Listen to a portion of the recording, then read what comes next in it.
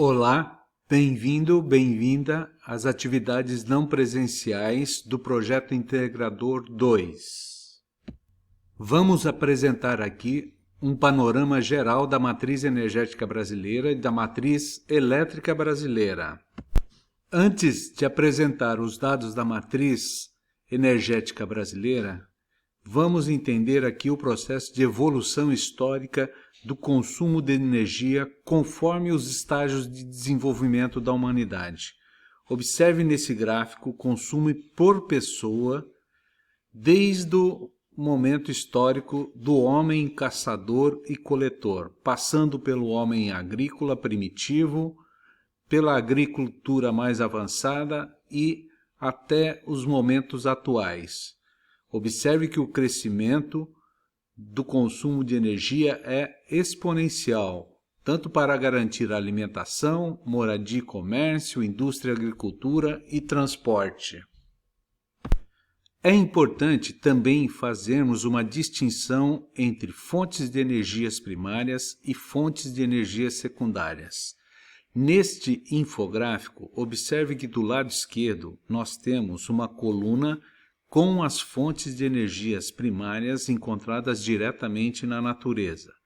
Porém, para que elas tenham uso final, é necessário que elas passem por um centro de transformação e, a partir desse centro de transformação, como exemplo, as refinarias para a produção de gasolina, diesel, gás de cozinha, ou as centrais termoelétricas, ou mesmo as centrais elétricas, para depois termos as energias secundárias, a exemplo da gasolina, do diesel e da eletricidade, para uso final.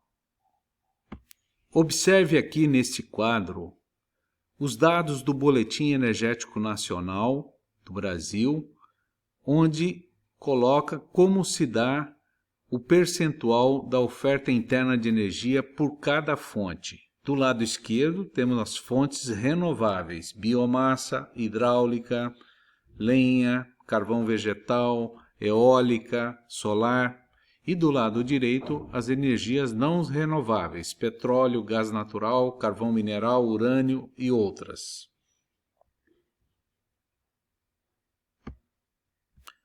Observe nesse gráfico que a matriz energética brasileira é composta de quase metade por energias renováveis.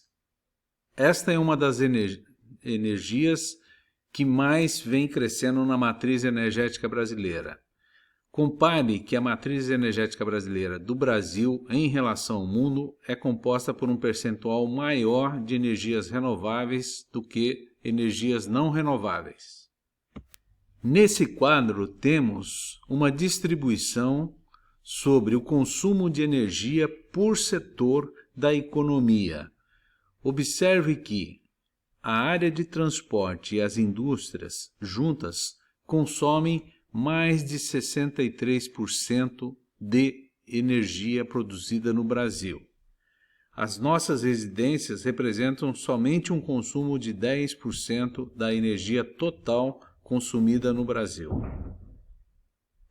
Observe nesse gráfico pizza como se dá o consumo de energia no transporte no Brasil.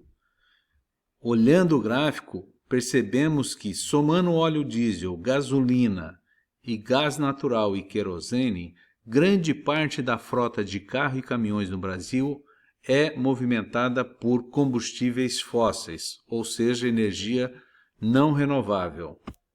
É importante entendermos uma distinção entre matriz energética brasileira e matriz elétrica brasileira. Quando estamos falando em matriz energética brasileira, estamos falando de todas as fontes de energia produzidas para movimentar a economia e a sociedade brasileira. Quando estamos falando de matriz elétrica brasileira, estamos falando das fontes primárias usadas para a produção de eletricidade. Observe que no Brasil, a matriz elétrica brasileira é composta da maioria de fontes primárias renováveis, onde prevalece a hidroeletricidade com quase 65% na produção de eletricidade no Brasil. Observe aqui nesse gráfico a participação de energias renováveis na matriz elétrica brasileira comparada com a matriz elétrica do mundo. No Brasil, nós temos 83% da produção de energia elétrica proveniente de fontes primárias de energia renováveis, enquanto que no mundo esse percentual não atinge 22%. A emissão de dióxido de carbono por pessoa decorrente da matriz energética brasileira é bem menor do que a dos Estados Unidos e da China. Observe esse gráfico. No Brasil, nós temos 2 toneladas de CO2 equivalente por habitante, enquanto que nos Estados Unidos é 14,6, ou seja, 7 vezes mais emissão de CO2 do que no Brasil por habitante. Cada país tem um perfil da sua matriz elétrica, decorrente das fontes primárias. Observe nesse quadro que os Estados Unidos é o maior produtor de energia elétrica no mundo, porém, boa parte da energia elétrica produzida é proveniente de termoelétricas ou nuclear, enquanto que no Brasil a maior parte da energia elétrica é produzida por hidroelétrica. Observe também o caso da França, onde a maior parte da energia elétrica é produzida por energia nuclear. Podemos dizer que a produção de energia elétrica no mundo é recente, dado ao tempo da história da humanidade. Se produziu a primeira usina hidrelétrica no final do século XIX e o Brasil, naquele momento, também instalou a sua primeira usina hidroelétrica, que foi a usina hidrelétrica de Marmelo Zero, na cidade de Juiz de Fora, no estado de Minas Gerais. O potencial de exploração da energia hidroelétrica depende das bacias dos rios que o Brasil possui. Observe que boa parte da exploração do potencial hidroelétrico na região Sudeste e Sul já foram realizados.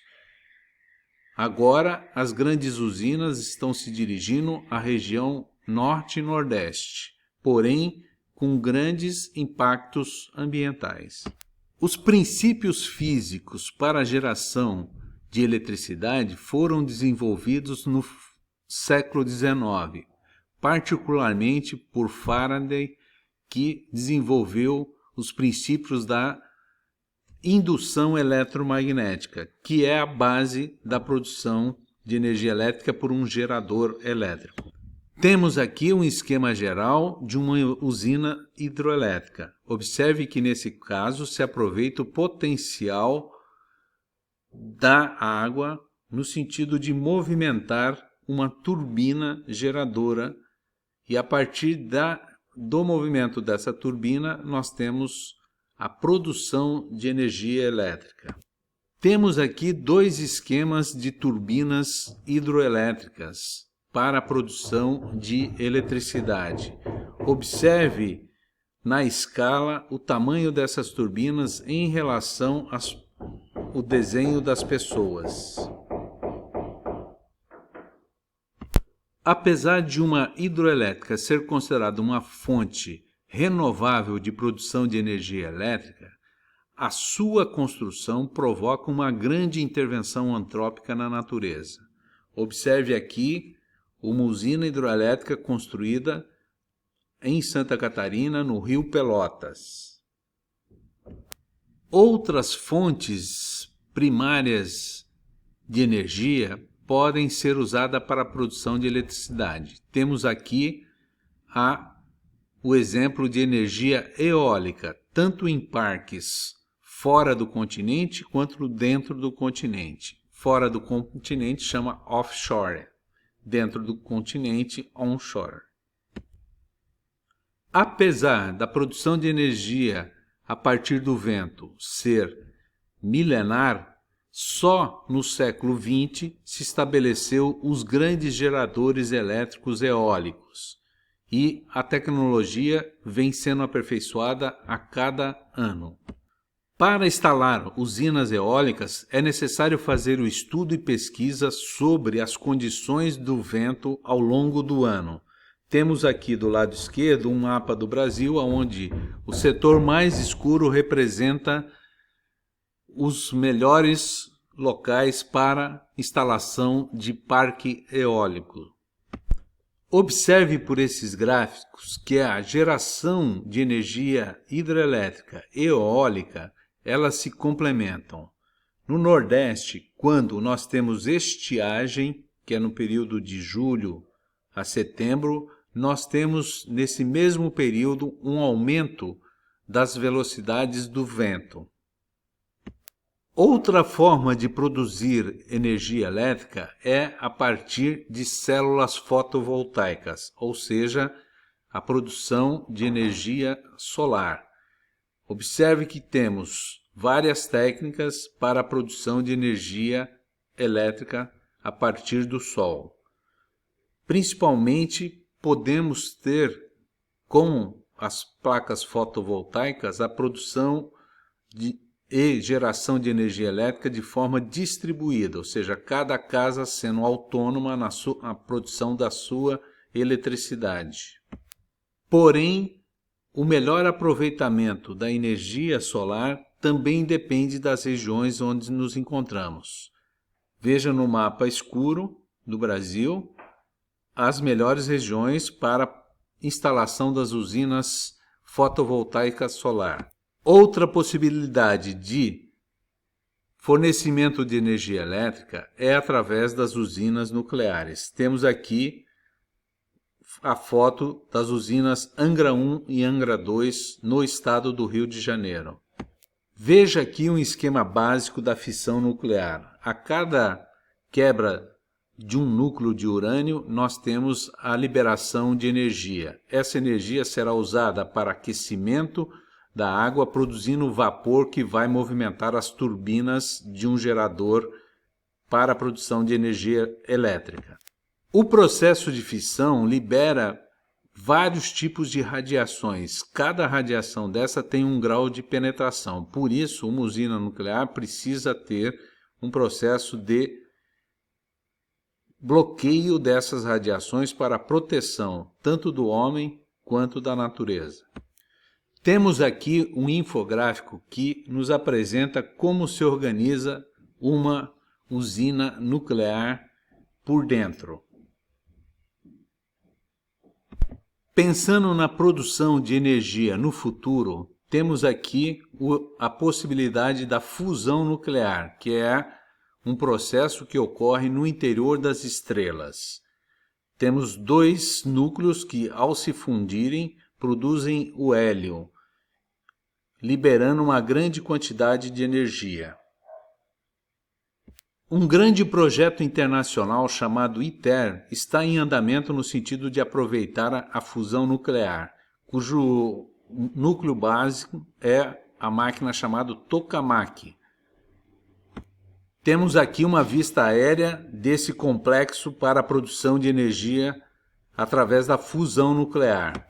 Outra possibilidade futura de aproveitamento para a produção de energia é a maré motriz, ou seja, a energia das ondas e a energia do processo de maré alta e maré baixa. As células de hidrogênio também é outra perspectiva futura de produção de energia para a movimentação, principalmente das frotas de carro. Isso se dá através de um processo de célula de hidrogênio. Temos aqui um infográfico que nos mostra o uso de uma célula de hidrogênio nos carros. Após esse breve panorama sobre a questão energética, vamos nos deter então nos nossos projetos para o PI2.